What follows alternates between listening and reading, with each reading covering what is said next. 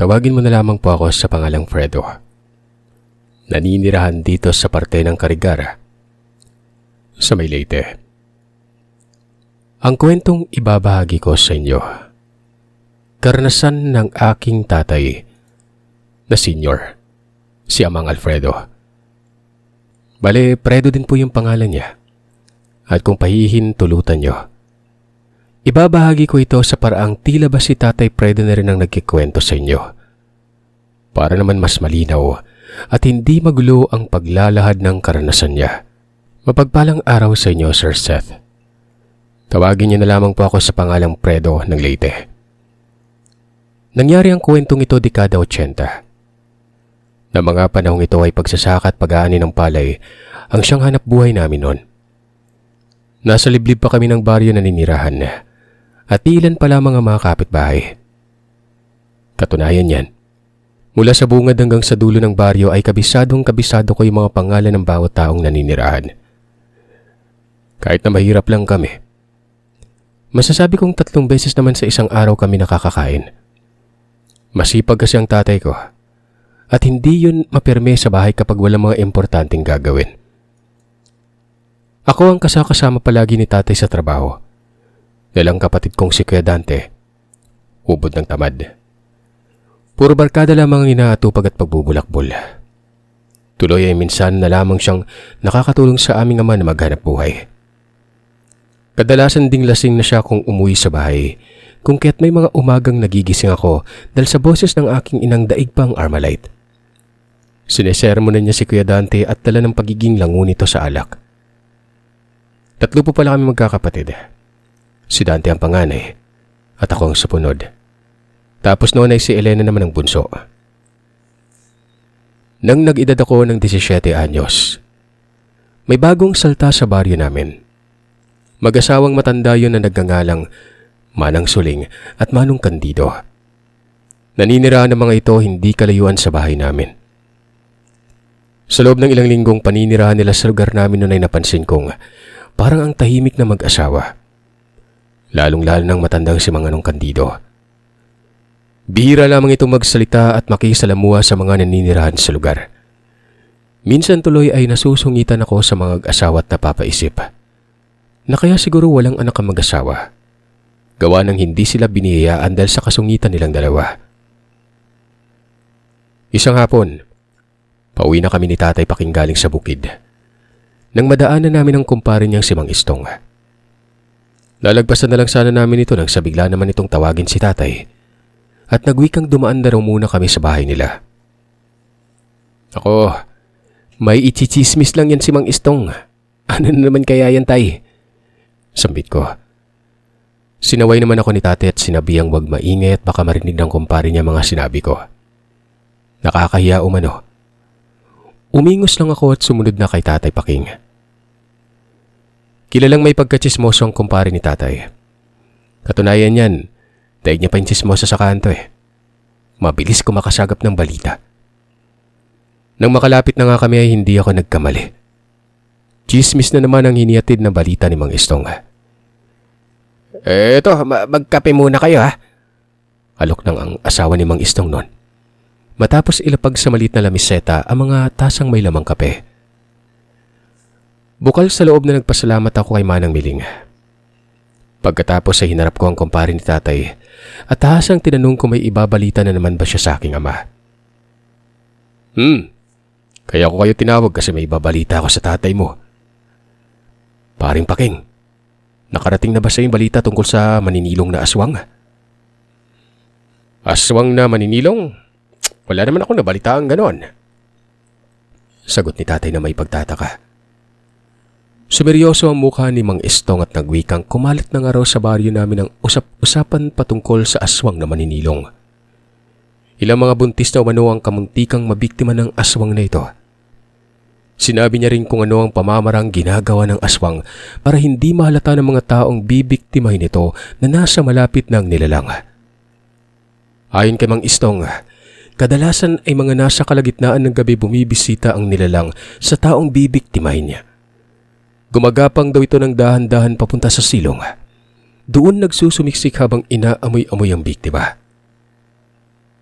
Ang iba pa nga umano ay tinutusok ng nilalang ang likurang bahagi o alinmang parte ng katawan sa pamamagitan ng matutulis nitong kuko.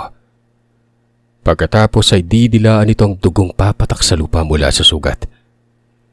Hindi daw mararamdaman ng biktima ang gagawin ng aswang dahil gagamit ito ng mga engkantasyong salita bago gumawa ng hakbang. Ginagawa ng aswang yon kapag kawawayan ng sahig na hinihigaan o kaya naman ay tabla at may siwang. Sabi ni Mang Istong. Sinabihan niya pa si tatay na huwag itong magpakampante. Dahil nasa baryo na umano namin namiminsalang aswang na yon. Mas maigi na yung maging alerto para makapaghanda at hindi mapahamak. Grabe naman pala yung aswang na yun, nakakatakot. Sambit ko at tinanong si Mang Istong kung talaga bang totoo na nasa baryo na namin ito. Totoo ang sinasabi ko, Fredo. Katunayan, kamunti ka na mabiktima ng aswang na yun yung buntis na kababaryo natin Yung sa dulo. Napapailing naman ang aking ama at mukhang hindi makapaniwala sa sinasabi ng kumpare niya. Ang bihira. Kung kailan tumanda na ako dito sa lugar, saka naman pinasok ang lugar natin ng mga yan. Dapat siguro ay mas paghigpitan pa ni Kapaten yung pagroronda palagi nang sa ganun walang mapahamak no? Hindi biro ang ganito kung totoo Sabi ni tatay. Napapatango naman si Mang Istong at sinang-ayunan ng suwestyon ni tatay. Sinabi niya ring dapat lang talaga na mas paghigpitan ba ni Kapatan ang pagroronda sa kinagabihan na huwag nang hintayin pang mangyari sa baryo namin ang nangyari sa Karatig Sitio na ilang buntis na ang nakunan at ang pinaghihinalaan ng lahat ay walang iba kundi ang maninilong. Sa katagalan ng pagkikentuhan ay napasok na rin sa usapan nila ang mag-asawang si Manong Candido at Manang Suling. Hindi ko alam, Sir Seth, kung dala lang ba ng katabilan ng dila ni Mang Istong. Kaya niya nasabi na aswang daw si Manong Candido. Kaya ilag itong makipag-usap sa mga kapitbahay. Natitiyak niya umano na may inililihim ang mag-asawa. At may nagawang pagkakamali ang mga ito sa dating tinitirhang lugar, kaya napadpad ang dalawa sa baryo namin. Isiping mabuti daw ng aking ama. Magmula nang dumating ang mag-asawa, ay sunod-sunod na umano ang kababalagang nangyayari. Hindi naman siguro, kumpare. Tsaka mahirap ang mambintang ng tao Wala tayong patunay na totoo ang sinasabi mo. Maghinay-hinay ka at baka makarating yan dun sa mag-asawa, nakakahiya. Sabi ni tatay. Nasa sayo na yan, pare, kung ayaw mong maniwala sa akin. Basta ako sinasabihan lang kita Tsaka yung anak mong panganay na si Dante, pagsabihan mo yung huwag nang maglalabas ng bahay kapag gabi na at baka mapano pa dyan sa daan. Mamaya niyan makasalubong pa niya yung aswang na maninilong. Siya may mapag-interesan. Tanging pagtango lamang ang naging tugon ni tatay sa kaibigan. Nung medyo kumulimlim na ang kalangitan, nagpaalam na si tatay kay Mang Istong na tutuloy na at baka maabutan pa kami ng ulan sa daan. Mabuti pa nga. Nga pala, huwag mong baliwalain yung mga sinasabi ko Huwag masyadong magpakampante nang sa ganun walang mangyaring hindi maganda. Muling paalala ni Mang Istong. Hindi ko alam kung matatawa o matatakot ba ako sa sinabi niya tungkol sa mag-asawang bagong kasalta. At nung makalayo na kami ni tatay sa kaibigan niya, tinanong ko siya kung naniniwala ba siya sa mga kinikwento ng kumpare niya. Ay naman sa aking ama. Hindi siya kumbinsido sa sinabi ng kaibigan niya pero nitong mga nagdang araw nga may napapansin siyang kakaiba sa mag-asawa. Maliban sa pagiging ilag ng mga ito sa kapitbahay. Mahirap ipaliwanag, anak Basta, akin na lang yun kung ano man ang napapansin ko sa mag-asawang yun. Napapailing na lamang akong sinunda ng tingin si tatay. Kahit kasi anong gawin kong pangungulit sa kanyang sabihin sa kung ano ang napapansin ng aking ama. Ayaw niya talaga magsabi. Kaya ikaw matuto kang sumunod sa mga sinasabi ko at malilintikan ka talaga sa akin. Oras na suwayin mo ako at may mangyaring hindi maganda. May pagkamatigas pa naman yung ulo mo gaya ng kuya mo. Dahil sa naunang maglakad sa akin si tatay, kung kaya't hindi niya nakikita kung anong naging reaksyon ko sa sinabi niya. Alam mo tay, kung ano man yung tatanungin mo, kung naniniwala ba ako sa sinabi ni Mang Istong hindi po. Tsaka matatanda na yung mga yun parang Ilang bulati na nga lang yata yung piper mo, malalagutan na yung dalawang yun. Sabi ko kay tatay. Dagdag ko pang wika, halos makuba na nga mag-asawa. At kung maglakad pa ay bilang na bilang. Yun bang lalakad ng isa, dalawa, 3 hakbang. Tapos hihinto ng 1 minuto bago muling maglakad. Ani ko pa, kung talagang aswang si Mang Candido, baka nasa bakuran pa lang ng bahay ng taong bibiktimahin niya. Mabibisto na siya kaagad. O kaya naman kapag magkahabulan na ay hihingalin o hihimatayin na kaagad si Mang Candido. Kahit na ilang hakbang pa lang itinakbo. Malakas pa akong tumawa at napapailing habang iniisip ang ganong tagpo, Sir Seth. Pero agaran naman akong napatigil. Nang walang ano-ano ay mabilis akong pinitik ni tatay sa tenga. At sinabing huwag gawing biro ang kinalalagyan ng mag-asawa.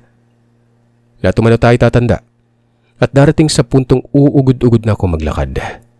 Kaya't magtigil-tigil umano ako. Aray ko naman tay. Ginawa mo naman akong bata niyan eh. Ang sakit na ginawa niyo. Ngingiti-ngiti namang napapakamot na sabi ko at nagmadali nang sumunod kay tatay. Maya-maya muli akong nilingon ni tatay at pinagsabihang iwasan ko muna mag-asawa. Hindi naman sa nanguhusga umano pero mas mainam nang sundin ko ang sinasabi niya para makaiwas na rin sa kapahamakan at sa kung anong kwentuhan. Hindi mo pa nga ganun kakilala yung tao tay, hinusgan mo na agad. Ba't talagang sasagot ka pa? Akma na naman sana akong pipitikin sa tenga pero hindi na yun natuloy pa dahil mabilis akong umiwas. Sa pagpapatuloy ng paglalakad ay natahimik na si tatay. Nang sipatin ko siya ay napansin kong parang ang lalim ng iniisip niya. Kaya't hindi na rin ako nangulit pa. Dala ng kuryosidad kung ano talaga ang tinatagong lihim na mag-asawa. Napagplanuhan kong makipaglapit kay Manong Candido at Manang Suling. Panay ang punta ko sa bahay ng mga ito tuwing wala akong trabaho at nakikipagkwentuhan. Kahit naramdam kong ayaw makipag-usap sa akin ng matanda. At kahit naiirita siya ay hindi pa rin ako tumigil nun. Kung ano-ano na lamang ang kinikwento ko sa matanda at tumutulong ako sa pagpapatuka pa minsan-minsan sa mga alaga niya manok. Habang lumilipas sa mga araw na pabalik-balik ako doon, unti-unti ko na rin nakuha ang loob na mag-asawa. Doon ko napag-alaman na isa palang manggagamot noong kalakasan pa si Manong Candido. Pero tumigil na daw siya sa hindi ko malamang dahilan. Kapag kasi tinatanong ko siya kung bakit ayaw niya namang gamot pa ay hindi na niya naman ako sinasagot ng direkta. Manong Candido, pwede ho ba ako magtanong ng ilang bagay tungkol sa inyo? Sabi ko isang hapon noon. May heli ka, pumasok ka dito sa bakuran ko, tamang-tama. Tulungan mo ako rito magpatuka ng mga inahing manok. Sumunod ako noon. Baka kasi magbago pang isip at itaboy na naman ako gaya ng ginagawa niya kapag may topak. Kinuha ko sa kanya ang lalagyan ng patuka at isa-isa nang binigyan ng pagkain ng mga inahing manok noon.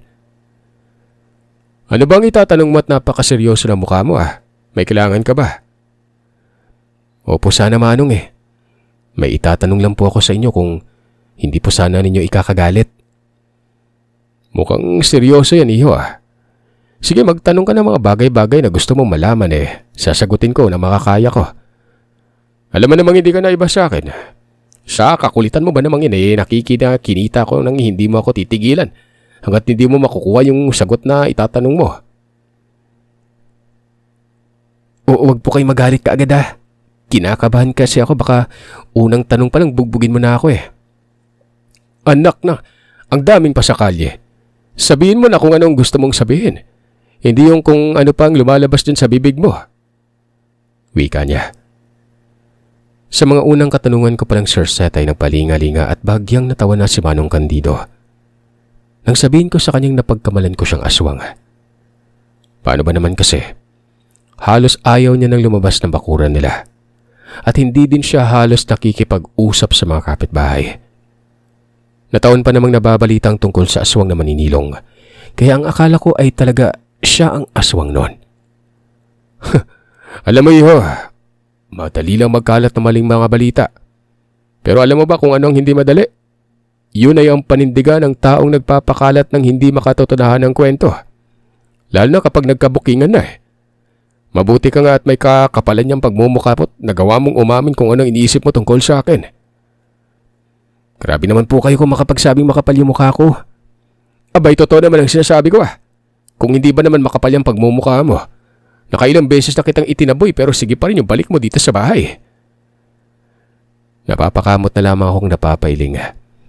Dahil sa medyo may katotohanan din naman ang sinabi niya. Magmula nang magpabalik-balik ako sa bahay nila. Nadidistorbo ko na mag-asawa. Hindi ko rin tinigilan sa kadadaldal si Mang Candido noon kahit na naiirita na ito.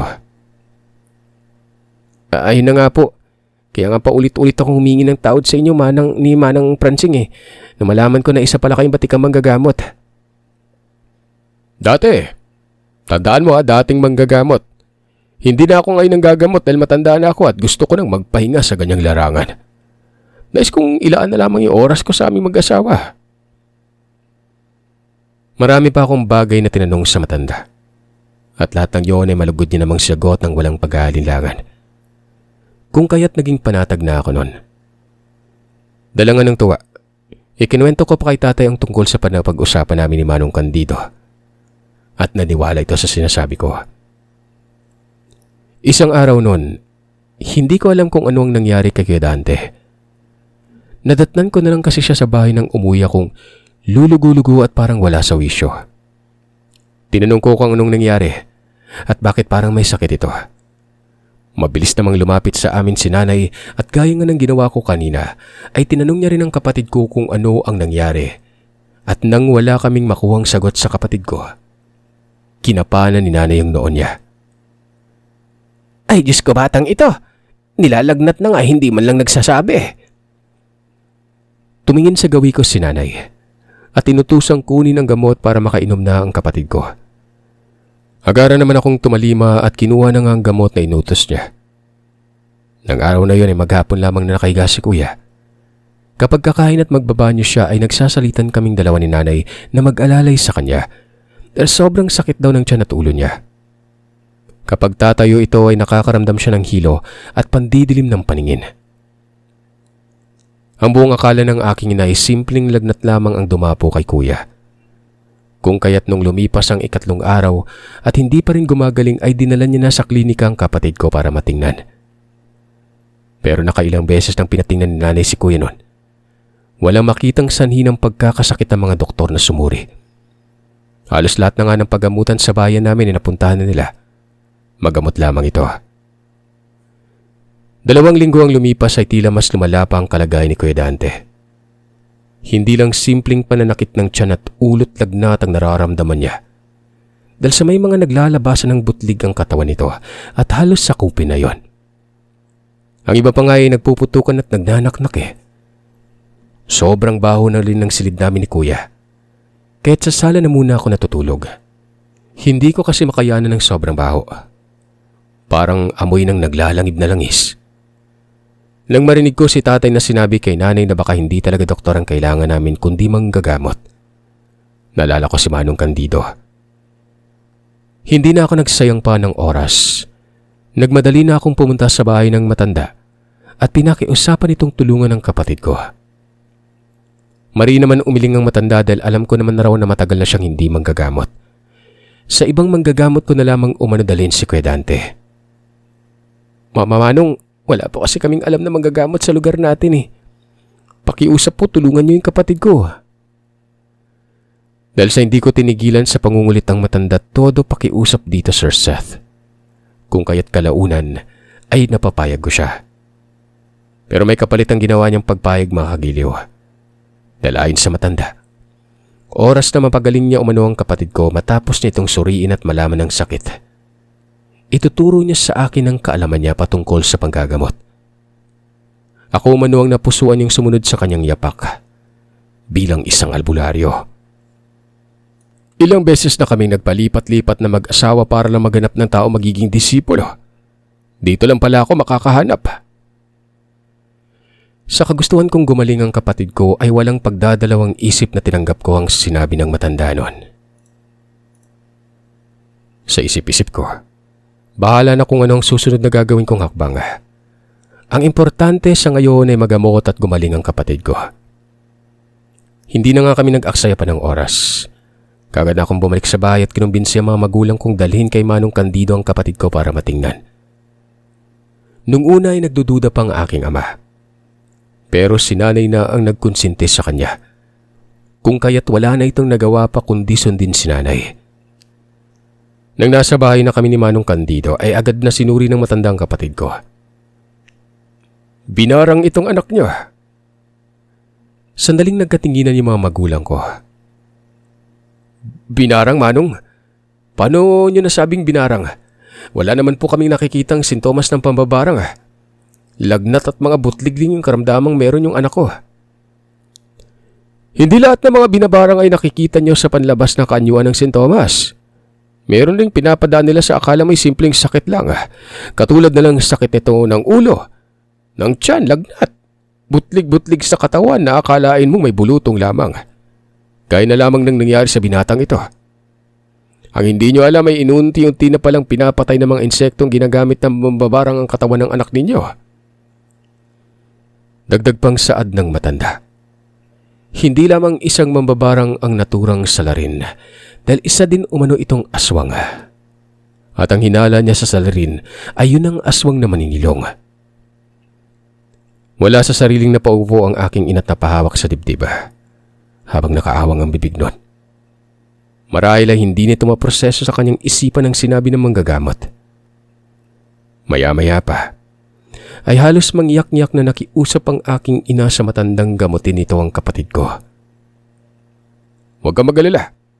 Gagamutin ko yung batang ito dahil may kasunduan kaming dalawa ni Pedro. Kasunduan? Anong kasunduan? Tanong ni nanay. Sa kanyo na malalaman kapag natapos ko ng gamutin ng binata.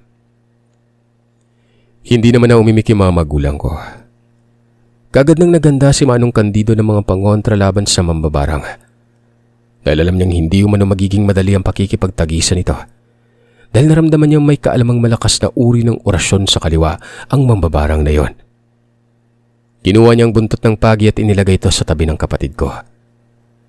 Pagkatapos ay nag-umpisa na itong mag-usal ng mga isang orasyon pantanggal na mga markang ginawa ng nilalang sa katawan ni Kuya Dante. Matapos yung gawin ng matanda, napansin kong tila sunod-sunod na ang paghingang ginawa ng kapatid ko. Pagkatapos ay bigla na namang nag-orasyong pangtigal po si Manong para tigal po inang mambabarang. Makalipas ang ilang oras na gamutan ay talagang nahirapan siyang kalabanin ng mambabarang na yon. Napakadulas umano nito, kaya hindi niya mahuli-huli kahit na anuman ang gawin niya. Magaling ito Pwes, hindi ko mahuli yung kaluluwa mo Mas mabuting ikaw na lang yung pumunta dito sa bahay ko. Total naman ay nandito yung gabay mo. Kagad na gumawa ng plano ang matanda para mahuli ang aswang na nambarang kay kuya. Hinuli niya ang gabay ng nilalang sa pamamagitan ng orasyong pangkulong na mga gabay sa kaliwa. Sa oras umano na mawalan di umano ng pinakamalakas na gabay ang aswang na yon. Para na rin itong nabalian ng kabilang pakpak at hindi na ito makakalipad ng matulin.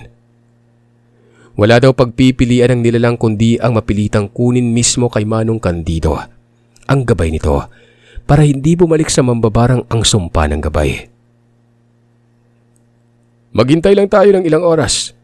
Dahil nasisigurado kong pupunta dito yung walang hiyang yun para sunduin ang alaga niya. Sambit ng matanda. Nang sumapit ng kinagabihan, patuloy pa rin ginagamot ni Mang Candido ang kapatid ko. Mga bandang 9:00 ng gabi ay kinilabutan ako nang may narinig kaming huni ng wakwak at malakas na pagpagaspas ng mga pakpak na animoy ng gagal ay itis sa galit. Maya-maya pa ay sunod-sunod ng pagsigaw ng isang matandang babae ang narinig namin mula sa labas ng bahay. May buwan ng gabing yun, kung kaya't noong sinubukan kong sumilip sa siwang ng bintana. Nakita ko ang matandang babae na nakatayo sa labas ng bakod. Buhaghag ang mga buhok nitong nagtataasan. Namumula ang mga matang nanlilisik habang patuloy ang pagtulo ng mga laway. Galit na galit at paulit-ulit na sumisigaw sa garalgal na boses ang matandang babae at pinapalabas si Manong Candido. Saglit na nilingon ko si Manong Candido nang marinig kong nagwikang lalabas siya ng bahay at haharapin niya umano ang nilalang. Paglabas niya ay isarado umano ni Manang Soling ang pintuan. Manong, sigurado ka bang kaya mo yung aswang na yon? Bakit? Kapag ba sinabi kong hindi ko kayang harapin ikaw yung haharap at makikipaglaban? Hindi po. Pagak na natawa ang matanda't sinabing biro lang. Huwag umano akong mag-alala dahil kahit na uugod-ugod na siya, kayang-kaya niya umano at sisiw lamang daw sa kanyang aswang na yon. Paglabas ni Manong Candido ay kaagad na akong sumilap sa bintana para alamin kung anong nangyari. Mabuti naman at dumating ka rin. Bunga akala ko talaga nagmamatigas ka pa rin Binabalak ko pa naman na ibalik sa iyo lahat ng ginawa mong pambabarang sa binatang ginagamot ko. Pang-aasar na sa Mang Candido sa matandang babaeng ito, na halos lumuwa ng mga mata dahil sa galit na nararamdaman. Sa isang kisap mata ko lang ay biglang naglaho na parang bula ang matandang babae sa kinatatayuan nito. At ang pumalit ay isang nilalang na may katakot-takot na mukha. Kitang-kita ko ang walang pag-aatubiling sinunggaban ng aswang si Manong Candido. Kinabahan pa ako nun. Akala ko may mangyaring hindi maganda sa kanya Pero sa maniwala man kayo o sa hindi, nang malapit na sa kinaroroonan ni Manong ang nilalang ay mabilis pa sa kidlat na sinalubong yun ng matanda. Walang pagdadalawang isip na hinahambalas ng bitbit na buntot ng pagi. Pagtalsik ng nilalang ay mabilis ulit itong tumayo at agad na namang sinugod si Manong Candido. Habang nakausli ang mahaba nitong kuko at nakatutok yun papalapit sa manggagamot. Nang tuluyan na makalapit ang aswang ay agad na hinataw ito ni Manong Candido ng bitbit niyang buntot ng pagi. Mabilis namang nakailag ang aswang sa mga ginagawang paghambalos doon. Pero kalaunan ay napuruhan niya rin ang aswang. Dahilan para bumagsak ito sa lupa. Habang nangingisay-ngisay, naaakalain mong bulating sinabuyan ng asin. Pero saglit lang yun. Dahil agaran din nakabawi ang aswang at muling sinunggaban na naman si Manong. Nang akmang kakalmutin niya na ito, ay kaagad nag-usal si Manong ng dasal para hindi makalapit ang nilalang sa kanya. Pero bago pa man siya makatapos sa kanyang ginawa, nakalapit na ang nilalang at agad siyang kinalmot nito. Mabuti na lang at sa braso lang tumama ang kalmot. Gusto ko sanang lumabas ng bahay para tulungan ito. Ang kaso nga lang ay naalala ko ang sinabi ng matanda sa amin, na kahit anuman na mangyari ay wag na wag kaming lalabas ng bahay. Sisirain lang daw namin ang diskarte niya sa pakikipaglaban sa aswang oras na siwayin namin siya. Maya-maya pa ay nagpangdumog ng dalawa. Nung makawala ang nilalang ay mabilis itong kumaripas papuntang silong.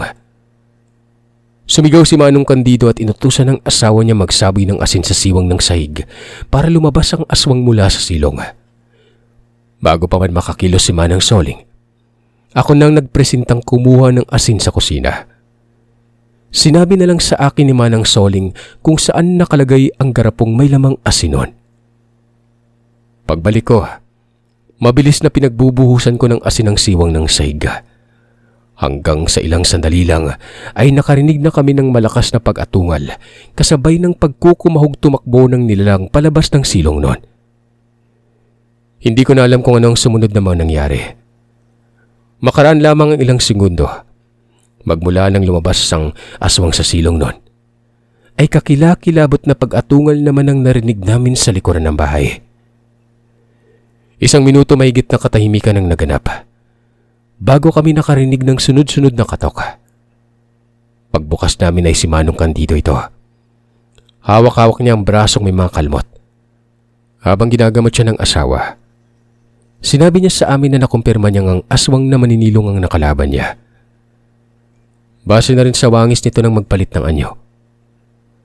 Anya'y huwag na kaming mag-alala pa. Napag-alaman ko rin na napag-interesan lamang barangin ng aswang ng kapatid ko dahil sa pagiging balasubas ng pag-uugali ni Kuya Dante.